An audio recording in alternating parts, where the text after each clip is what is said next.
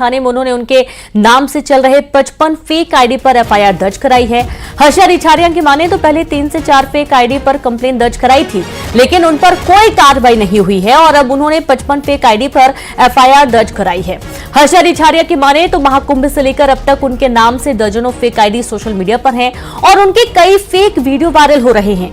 आपको बता दें कि पिछले दिनों फेक वीडियो से परेशान होकर हर्षा ने सुसाइड की धमकी भी दी थी और एक बार फिर से वो पहुंच गई साइबर क्राइम, जहां पर उन्होंने 55 फेक आईडी के खिलाफ मामला दर्ज करवाया है। और चलिए सीधे रुक करेंगे, हमारे साथ हर्षा रिछारिया खुद जुड़ गए। हर्षा जी, बहुत स्वागत है आपका न्यूज 18 पर।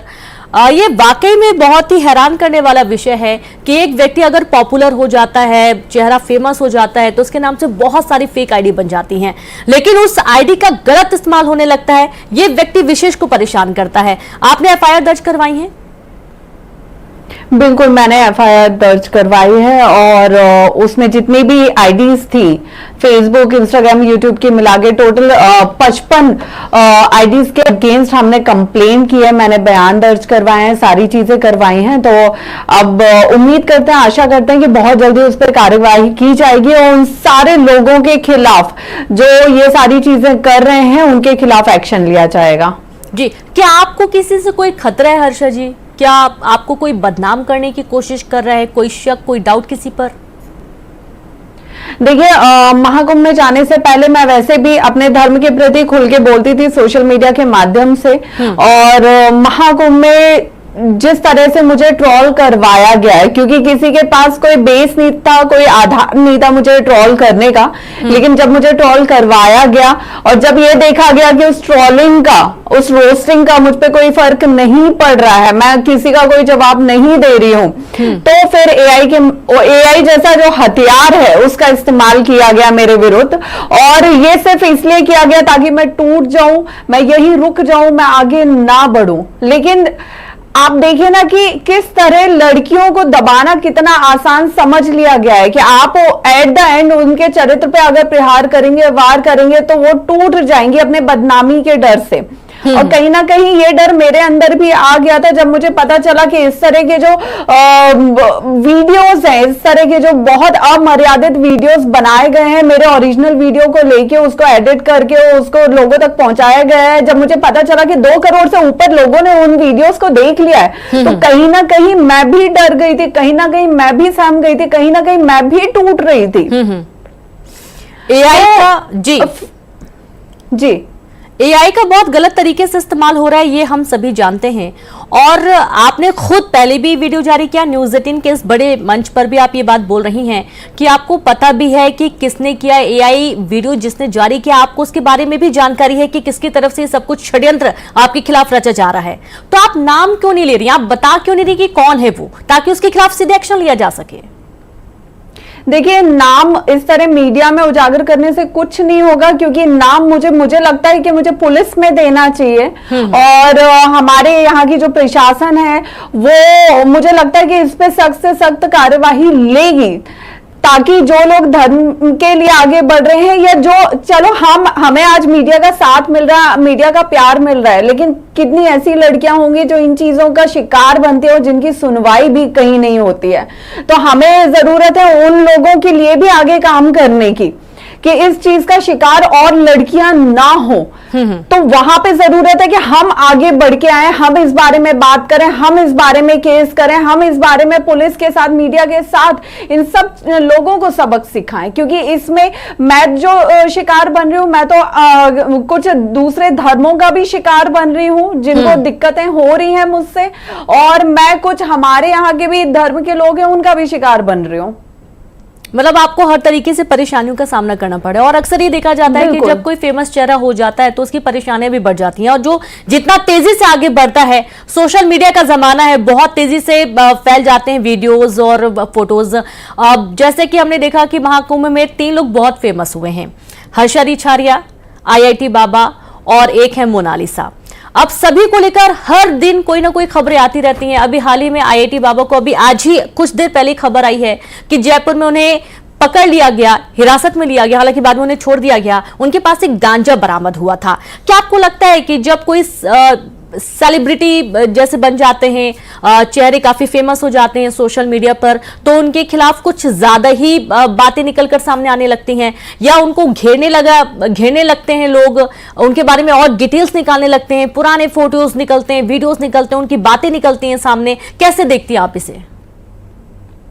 बिल्कुल, देखिए मैं कहीं भी नशे को तो प्रमोट नहीं करती हूँ, लेकिन अगर उनको पकड़ के थोड़ी देर में छोड़ा गया तो जाहिर सी बात है कि उनके पास ऐसा कुछ नहीं मिला होगा। और दूसरी चीज कि जब इंसान रातों रात वायरल हो जाता है, रातों रात फेमस होता है, तो खुश होने वाले लोगों की तुलना में जलने वाले लोग ज्यादा होते हैं, उनकी संख्या ज्यादा होती है। इनमें कुछ अपने भी होते हैं और बहुत से गैर भी होते हैं।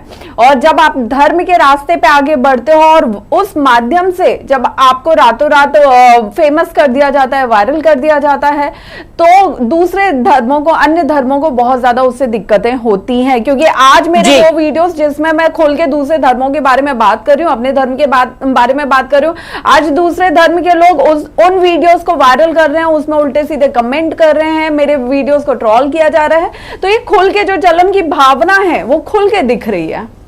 बिल्कुल। और इन सारी चीजों के बीच में ये जितने भी उतार चढ़ाव आ रहे हैं, आप जाहिर सी बात है कि आपका जो जीवन है वो इससे बहुत प्रभावित भी हो रहा है। और जो एक ख्याति होती है व्यक्ति की, बहुत महत्वपूर्ण होती है उसके आगे के जीवन के लिए। आप क्या अपने आप को क्या आप साध्वी बनी रहेंगी, बनना चाहती हैं, या आप सांसारिक जीवन से जुड़ेंगी, या अध्यात्म की राह पर चलेंगी? क्या चुना है हर्षा रिछारिया ने? देखिए, क्योंकि मैंने अभी तक कोई साध्वी के लिए, संत के लिए, साधु वैराग्य के लिए मैंने कोई शिक्षा दीक्षा नहीं ली है, मैंने कोई तपस्या नहीं किया, मेरा कोई संस्कार नहीं हुआ है। तो अभी मैं एक नॉर्मल गृहस्थ इंसान हूँ जो धर्म के लिए आगे बढ़ रही है। मैं नॉर्मल एक वो लड़की हूँ जो धर्म के रास्ते पे आगे बढ़ रही है, लोगों को, युवाओं को खास तौर पे उसके लिए प्रेरित कर रही है, युवाओं को उससे जोड़ना चाहती है। ठीक है। और आगे वाले समय में चल के मुद्दा और उद्देश्य ये नहीं है कि मेरी शादी होगी या नहीं होगी, या मैं संन्यास या वैराग लूंगी या नहीं लूंगी। उद्देश्य एक ही है कि मैं किसी भी दिशा में जाती हूँ, जो ईश्वर ने, जो महादेव ने निर्धारित किया होगा उस दिशा में मैं आगे बढ़ूंगी, लेकिन मैं धर्म के रास्ते से ना भटकूं। मैं धर्म और संस्कृति की जो बागडोर मैं संभाल रही हूँ और संभालने की बात कर रही हूँ, मैं उस दिशा से ना भटकूं। मुद्दा पूरा ये है। हर्षा रिछारिया साध्वी कहलाएंगी कि एंकर कहलाएंगी कि एक्ट्रेस कहलाएंगी? हालांकि ये तो अभी भविष्य की बातें हैं, लेकिन अभी आप अपने आप को किस जगह देखती हैं? आप एक साध्वी के रूप में हमारे सामने बैठी हैं, एक एंकर के रूप में बैठी हैं, या फिर एक एक्ट्रेस के रूप में बैठी हैं?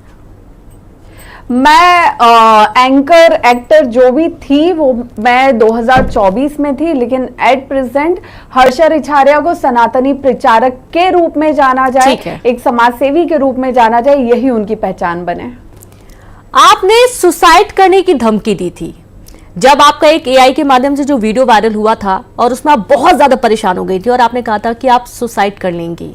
ये धमकी क्यों दी? आपके सामने बहुत सारे रास्ते थे।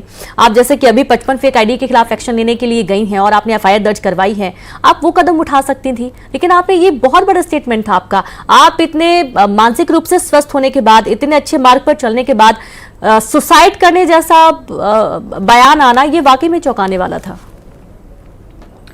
ये देखिए, ये दूर से बैठ के किसी और की जिंदगी पे टिप्पणी करना कि आपने ऐसा क्यों किया, आप ऐसे कमजोर क्यों पड़ी, आप ये रास्ता अपना सकती थी, आप वो ऑप्शन अपना सकती थी, ये कहना बहुत आसान होता है। लेकिन जो इंसान उस वक्त जिस मनोदशा से, जिस मनोस्थिति से गुजर रहा है, मुझे लगता है उससे बेहतर कोई भी नहीं जानता है कि उस इंसान पे गुजर क्या रही है। मैं कोई बहुत बड़े परिवार से नहीं हूं, मैं एक मध्यम वर्गीय परिवार से हूं। मेरी अपनी एक निजी जिंदगी भी है, मेरा अपना एक छोटा सा प्यारा परिवार भी है। और कोई भी लड़की ना तो चरित्र के ऊपर खुद पे बदनामी बर्दाश्त कर सकती है, और ना कभी ऐसा चाहेगी कि जिस तरह के मेरे वीडियो सर्कुलेट हो रहे हैं वो कभी उसके परिवार को देखने पड़े उसकी वजह से। मुझे लगता है इससे ज्यादा निंदनीय बात, इससे ज्यादा अपमानजनक बात और इससे ज्यादा दुख वाली बात और कोई हो ही नहीं सकती है। ठीक है। और जिस दिन मेरे परिवार को वो वीडियोस देखने पड़े हैं, मुझे पता है कि मुझ पे क्या गुजरी है। मैं रात दिन उस ट्रॉमा में रही हूं कि कैसे मैं इन चीजों को कंट्रोल करूं, क्योंकि इससे पहले 15 दिन पहले मैं भोपाल आई थी और तब भी मैं साइबर में कंप्लेन करके गई थी, लेकिन वो आईडीज जो तब 4-5 आईडीज मेरे सामने आई थी, उनकी मैंने कंप्लेन की थी। उन आईडीज को अभी तक सस्पेंड बंद नहीं किया गया, वो कोई एक्शन नहीं लिया गया। तो मैं और ज्यादा कि जब वो 4-5 आईडीज का ही कोई सॉल्यूशन नहीं निकला है, तो अब ये 50 का क्या निकलेगा, और एआई का कैसे सॉल्यूशन निकलेगा, कैसे हम उन लोगों को पकड़ेंगे, कैसे इन चीजों को रोकेंगे, क्योंकि जो चीज वायरल हो गई वो तो हो गई ना। हर आप चीज सोचिए कि मेरी उस वक्त क्या स्थिति रही होगी। बिल्कुल बिल्कुल समझ और सकते हैं। शायद मैं सच बता रही हूँ कि शायद उस दिन मैं उस रात सुसाइड कर भी लेती, लेकिन दूसरे दिन महाशिवरात्रि थी, मैं निर्जल फास्ट रखती हूँ, और मुझे अचानक से मेरे एक पहचान के भैया भाभी का कॉल आया कि महाशिवरात्रि पे हम उस मंदिर जा रहे हैं, आप चलोगी क्या? मैंने सोचा कि चलो ठीक है, एक बार मंदिर चली जाती हूँ। कई बार मेरी जिंदगी में तो ऐसा होता है कि मैं जब जब महादेव की शरण में जाती हूँ, कोई ना कोई दिशा मुझे मिलती है, और शायद वही एक दिशा है महादेव की शरण में जाने की बात कि आज मैं यहाँ बैठी हूँ और मैं उन लोगों के खिलाफ खड़ी हूँ। बिल्कुल मजबूती के साथ आप खड़ी रहिए, आगे कोई ना कोई सॉल्यूशन जरूर निकलेगा। और जैसा कि आपने अभी कुछ देर पहले हमसे बताया कि आपका भी एक छोटा सा परिवार है, और जाहिर सी बात है परिवार के प्रति प्रेम सबके मन में रहता है, और वो परिवार चाहता है, हर परिवार चाहता है कि उनके घर की बेटी की शादी हो। तो हर्षा रिछारिया शादी करने का प्लान कर रही हैं क्या? अगर कर रही हैं तो कब तक शादी होने वाली है? देखिए, मुझे नहीं पता आप क्यों घूम फिर के मेरी शादी पे आ रहे हो। मेरी शादी इतना बड़ा कोई मुद्दा नहीं है। और रही बात मेरे परिवार की, तो मेरे परिवार ने पिछले इतने सालों में भी, आज भी और आने वाले वक्त में भी मुझे कभी किसी तरह का प्रेशर नहीं दिया कि तुमको शादी करनी है, या तुमको ये काम नहीं करना है, या तुमको ऐसा नहीं करना। उन्होंने कभी ये भी नहीं बोला कि धर्म के रास्ते पे चलने के लिए जब तुम्हें इतनी मुसीबतों का, इतनी बदनामी का सामना करना पड़ रहा है, तो छोड़ो इस रास्ते को। कोई और परिवार होता है तो हर्षा जी, एक छोटा सा वो अपनी बेटी को पीछे एक छोटा सा प्रश्न, थोड़ा शॉर्ट में आंसर करिएगा। सबके मन में सवाल है कि आपके गुरु कौन है?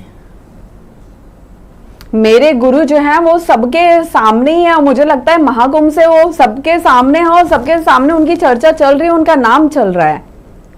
जी बिल्कुल। बहुत शुक्रिया हर्षा जी हमसे जुड़ने के लिए और अपनी बातें रखने के लिए, और जो भी आप इस वक्त फेस कर रही हैं बताने के लिए। तो आप देखिए कि हर्षा रिछारिया इस वक्त कुछ समय पहले वो एफआईआर दर्ज करवा के आई है 55 फेक आईडी के खिलाफ, और उन्होंने अपने व्यक्तिगत जीवन की कई सारी बातें भी साझा की न्यूज 18 के माध्यम से। और जो बेवजह परेशान किया जा रहा है इसको लेकर भी वो आवाज बुलंद करें कि इनके खिलाफ एक्शन लिया जाना चाहिए। छोटे से ब्रेक के लिए रुकेंगे, जल्द लौटेंगे।